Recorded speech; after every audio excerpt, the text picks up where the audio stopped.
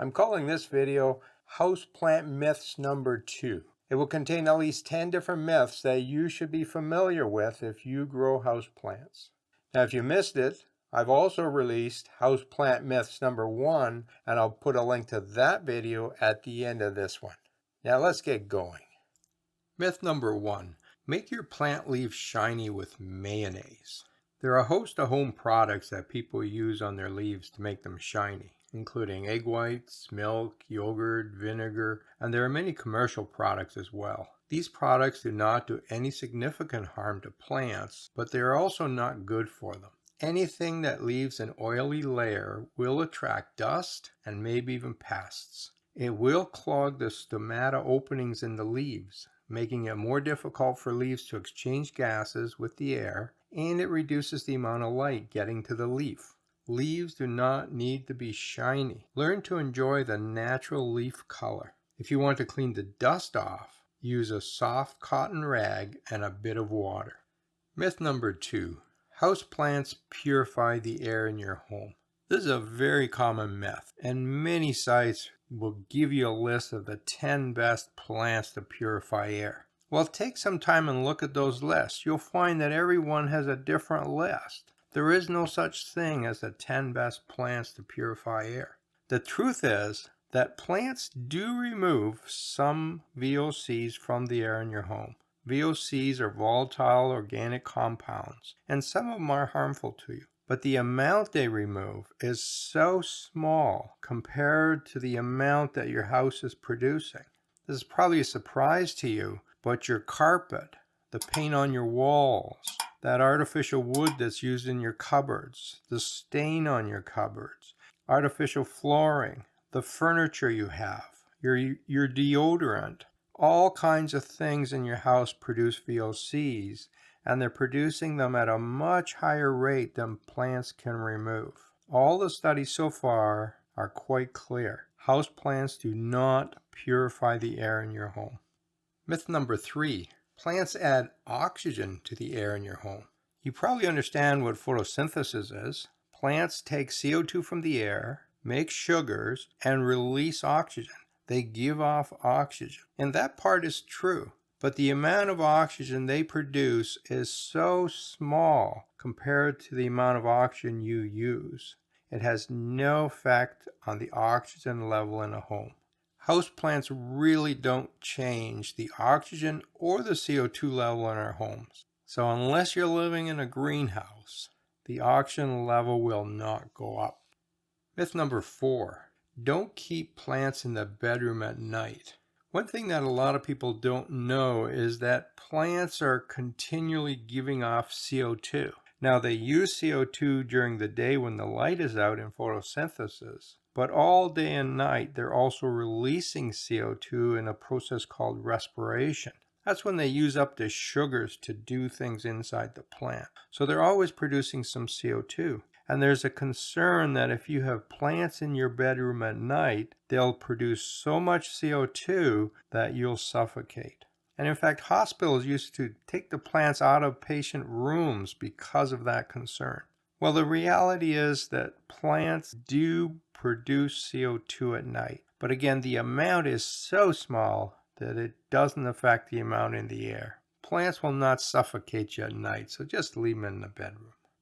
Myth number 5. Most indoor plants go dormant in winter. This is not true. Most indoor plants are native to the tropics where it's warm all year long, so they tend to grow all year long. These areas do have dry and wet seasons, so watering can affect their growth. In temperate climates, the amount of light is much reduced in winter, and that can slow down growth, but it doesn't stop. Since our homes tend to be warm all year long, just like the tropics, our houseplants grow all season long. Myth number 6. Plants only need water, light, and air to grow. I found this comment on the internet. I'm in the anti-chemical camp. From my experience, plants only need water, light, and fresh air to thrive. Well, that's complete nonsense. Plants need basic nutrients or they can't grow. Now, these nutrients don't have to come from synthetic fertilizer, although that is the best source for houseplants. It can come from organic fertilizer like manure, water, or from the soil, but it has to come from somewhere. That is Biology 101. Plants grow better, have less diseases and pests if they get the right amount of nutrients. Myth number 7.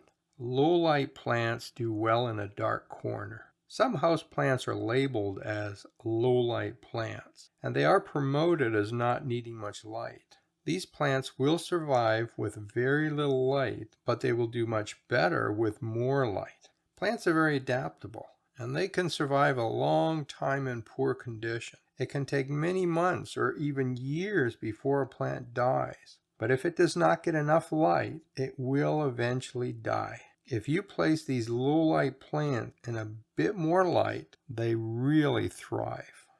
Myth number 8. Some plants are just indoor plants. Well, I have news for you. There's no such thing as indoor plants.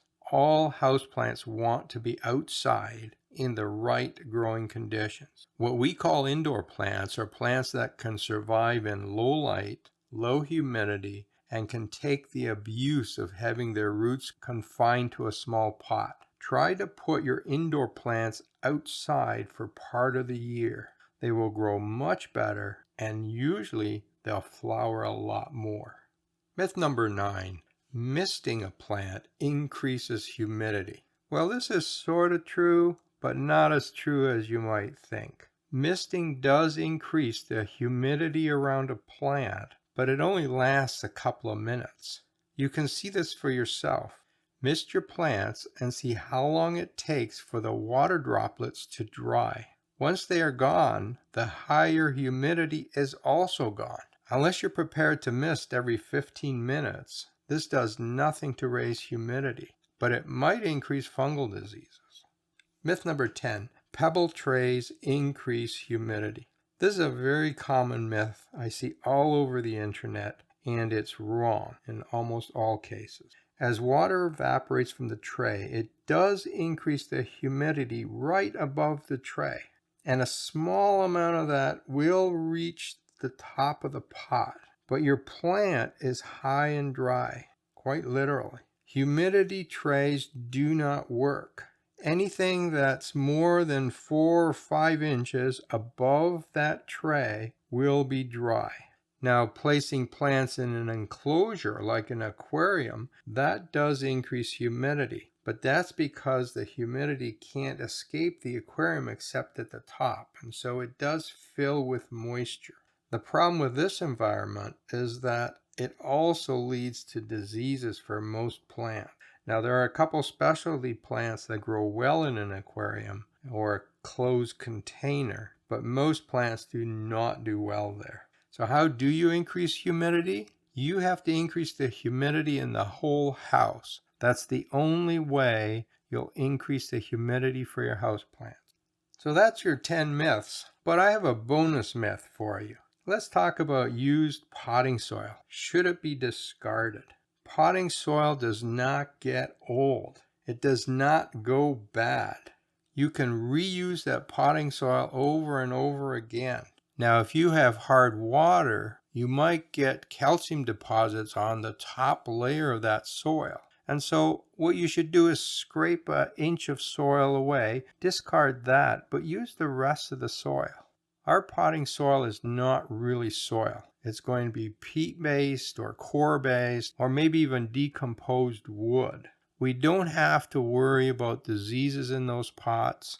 We don't have to worry about that material degrading too much. It can be used for many, many years. Now, it is true that slowly over time that material does degrade and the particles get smaller so that it has less air in it and it doesn't drain quite so well. And that may be a problem for your plants. But for many plants, that really isn't an issue. So I hope you've enjoyed these myths. If you follow my advice, you'll grow better house plants, you'll save yourself some money, and growing them will be a whole lot less work. If you want to learn more about garden myths, have a look at my 2 books, Garden Myth Book 1 and Book 2. Each one has about 120 myths in it. Each one is completely different. They're available on Amazon. And if you want to know more about those books, click on the link that's coming up right now.